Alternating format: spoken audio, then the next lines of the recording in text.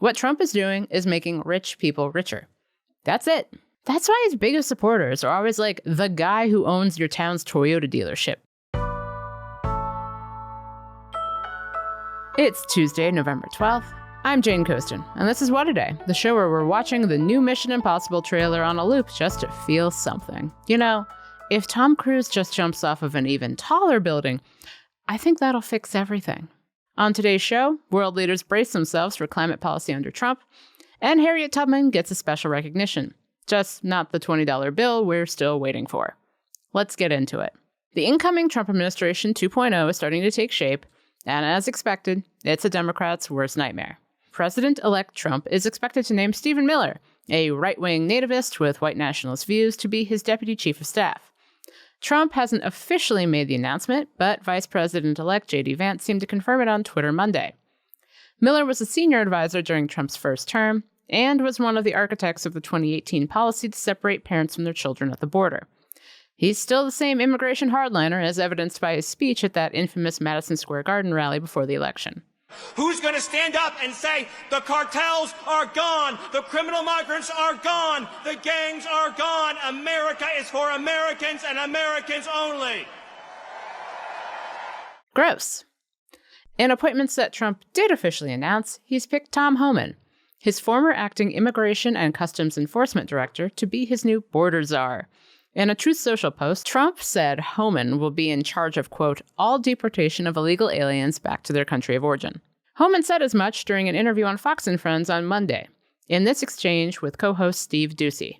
I know you don't want to give away the whole game book, but you do have deportations, mass workplace stuff planned, any other kind of category of deportations of interest? Look, as the president said on stage many times, which I agree with 100%, it's going to be the same it was during his first administration, which is just a hell of a lot more of them. Also on Monday, Trump named former New York Congressman Lee Zeldin to head the Environmental Protection Agency. Zeldin was one of the members of Congress who refused to certify the 2020 election results. His experience with environmental policy is slim, but he told Fox News the emphasis will be more on what's good for business. Through the EPA, we have the ability to pursue energy dominance, to be able to make the United States the artificial intelligence capital of the world, to bring back American jobs to the auto industry, and so much more. But hey, Zeldin and Trump insist we'll still have clean water and air. Sure. And for his first cabinet-level appointment, Trump has picked New York Representative Elise Stefanik to be the U.S. ambassador to the United Nations. She was one of Trump's impeachment defenders in 2019 and also refused to certify the 2020 election. She and Zeldin will need Senate confirmation for their job, though Republicans will have the majority, so there's no reason to suggest they won't get it. So yeah, it's bleak. But it's also pretty in line with what Trump promised over and over again, to appoint loyalists to key positions that will help him bend the government to his whims in a way he couldn't in his first term. Democratic norms be damned. So for what all that means for the country, I spoke with Zack Beauchamp. He's a senior correspondent for Vox, where he covers challenges to democracy. He's also the author of the book, The Reactionary Spirit, How America's Most Insidious Political Tradition Swept the World. Zack, welcome to What A Day. Hey, Jane. It's really great to talk to you again. So I think a lot of people, a lot of liberals, a lot of people on the left are trying to comfort themselves with the idea that we survived 4 years of Trump before. It will suck and we'll be annoyed all the time, but we can do it again. You're not buying that. Why? So, look, I want to be clear. I think we can survive 4 years of Trump. I just think it's going to be a lot worse than it was last time. And I think the big reason is that Trump is way more organized than he was the last time around. And not just like more organized in the sense of having a better staff and a clearer vision of what's happening. It's that he wants something specific, right? He's always had these kind of general anti-democratic tendencies, and they started to come out during his administration, obviously most notably on January 6th. But even before then, right, he issued an executive order called Schedule F that would have allowed him to fire a large chunk of the professional civil service. He left office before that could be implemented. Now, one of the first things he's going to do when he returns is re-implement Schedule F. And he's going to do so because he's promised throughout the campaign to his supporters that I am your retribution, like Batman talking about being vengeance. And now he's in a position to go through the entirety of the American political system to try to bend the thing to his will. And he really wants to after, being indicted 4 times. You've written that Hungary and its authoritarian leader, Viktor Orban, have created a blueprint for transforming a democracy into an autocracy. What did that blueprint look like in Hungary?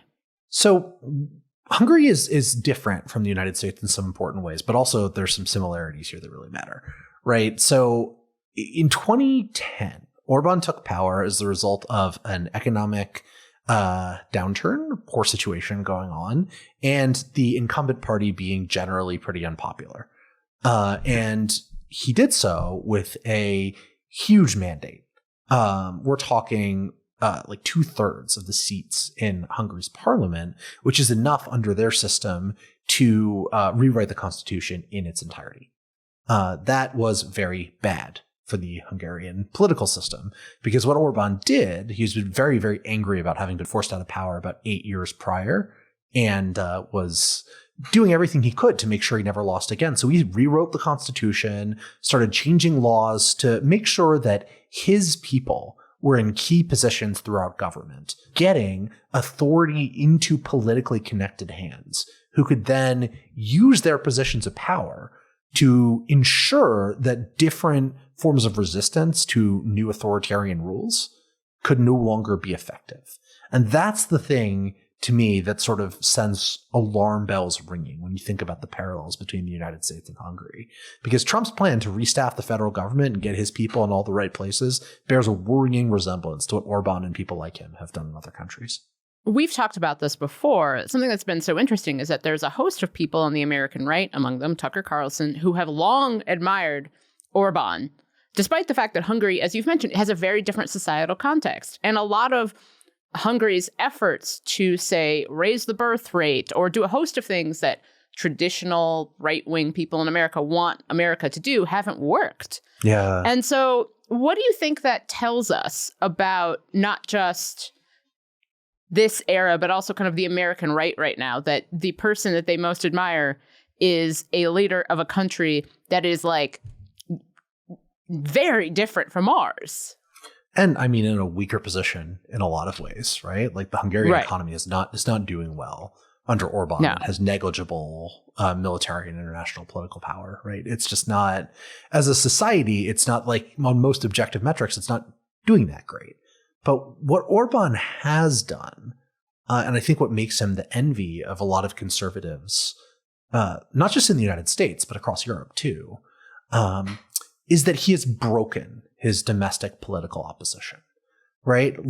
Conservatives here are motivated in large part by their antipathy to liberalism. Many of these different conservatives have different ideas about what it means to be a conservative or what it means to be on the right. But what stitches the Trump coalition together, at least when we're talking internal factional politics, is that they really, really, really, really resent that liberals have positions of power, and that liberalism has in some ways been the dominant ideology in the United States, and they want to destroy that. And they really want to destroy the liberal elites who they think are smug and insufferable.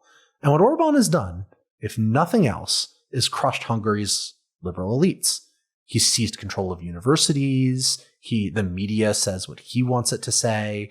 Major corporations are primarily either owned by he and his friends or forced to toe the government line in a variety of different ways, and certainly never do anything close to issuing press releases that would criticize the government. Conservative values define nationalist religious values, define increasingly the curricula in schools.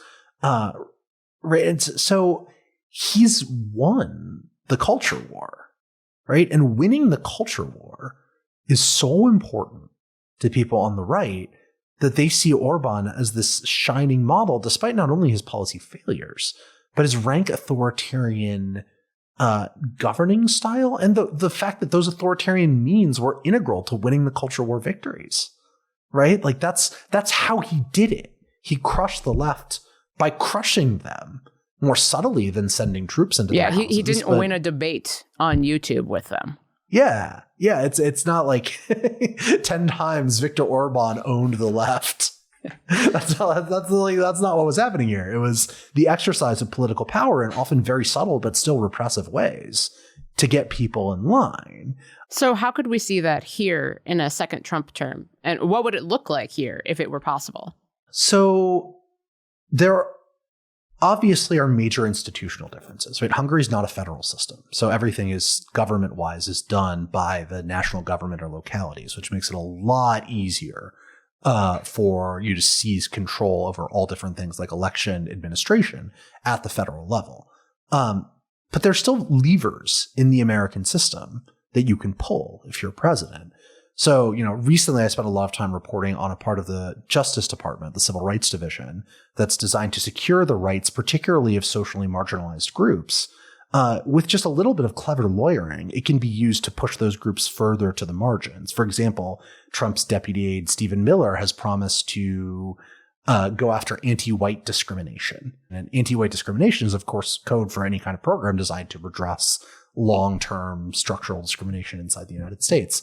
That is a way of using law to go after your cultural opponents coercively. And there's persecution of lower level election administrators at the state level. That's in Project 2025 in its section on the Justice Department. And another example is trying to use various different education level litigation powers and regulatory powers to try to force universities into, let's say, like Orban did, getting rid of gender studies departments. So, really, there's a whole smorgasbord of policies here, right? Lots and lots of different ones. The question is, how far is Trump and the people he appoints to key positions willing to go if they really want to sort of follow the Orbanist playbook? You also write, though, that no country at America's level of political economic development has ever collapsed into authoritarianism. Hungary is, again, the closest example, but as you've mentioned, it's not a perfect analog. And Trump has, and I've been thinking about this a lot, this unusual situation in which his coalition contains a bunch of entities that hate one another. Yep. And Trump will have slim majorities in the House and Senate. Is there some reason for some optimism, or at least not just abject despair?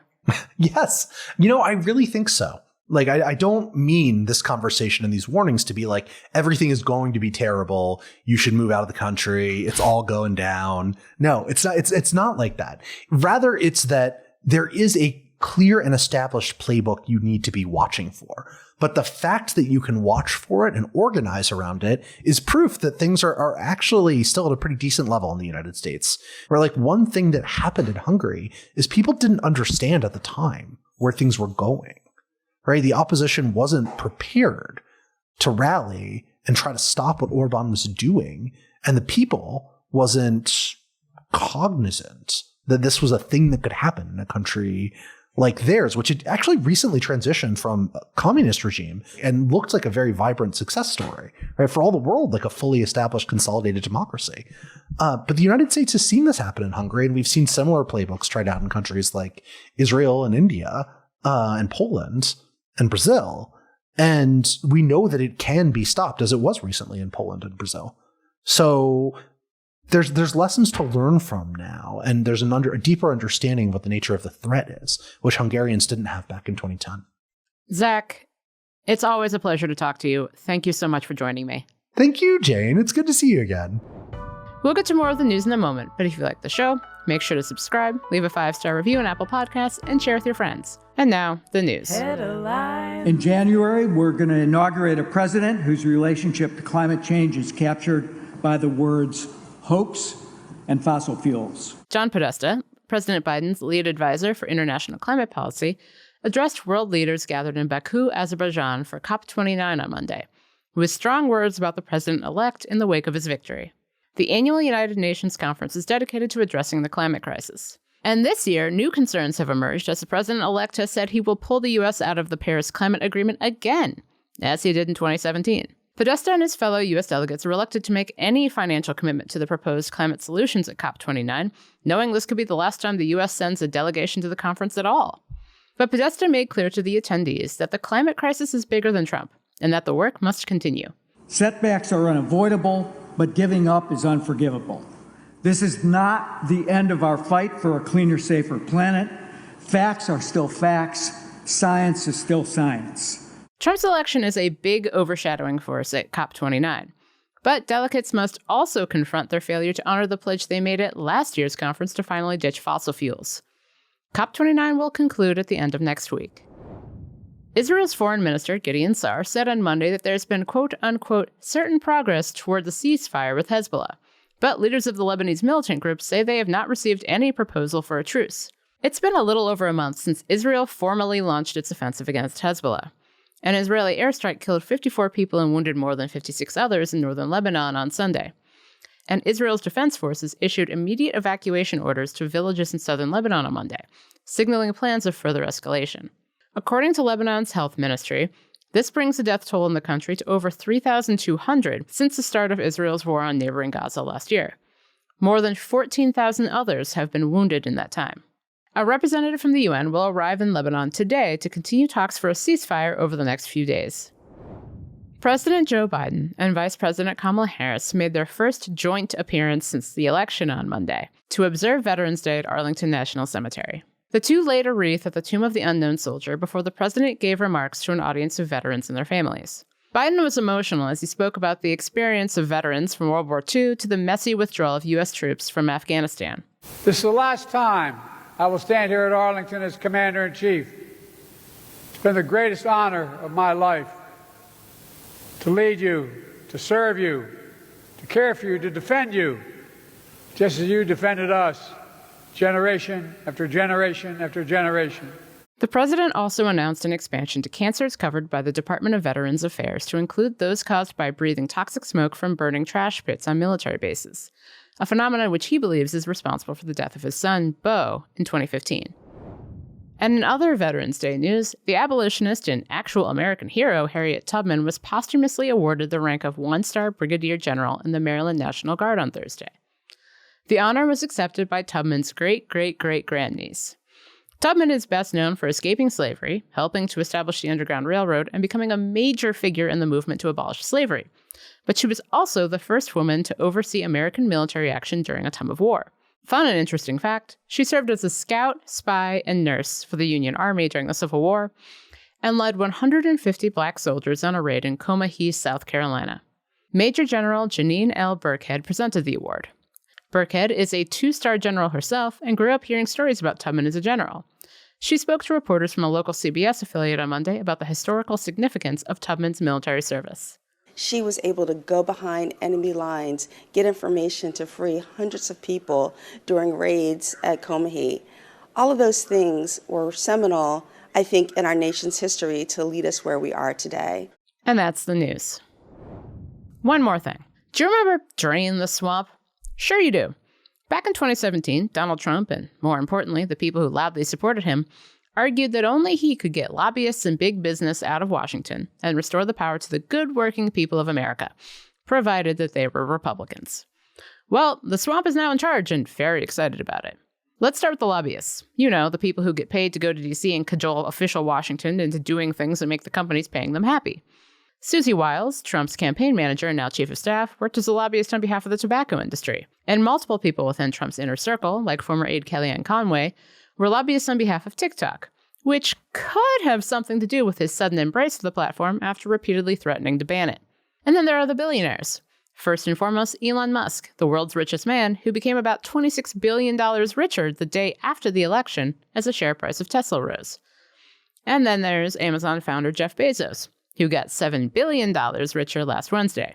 I know the election feels like it ended 10 years ago and not last week, but Trump talked way less about draining the swamp this election. The Washington Post found that he barely even used the phrase on Truth Social. Instead, he chose to fundraise with lobbyists directly and promised big oil executives that if they just gave him $1 billion, he would do pretty much whatever they wanted him to do on environmental policy.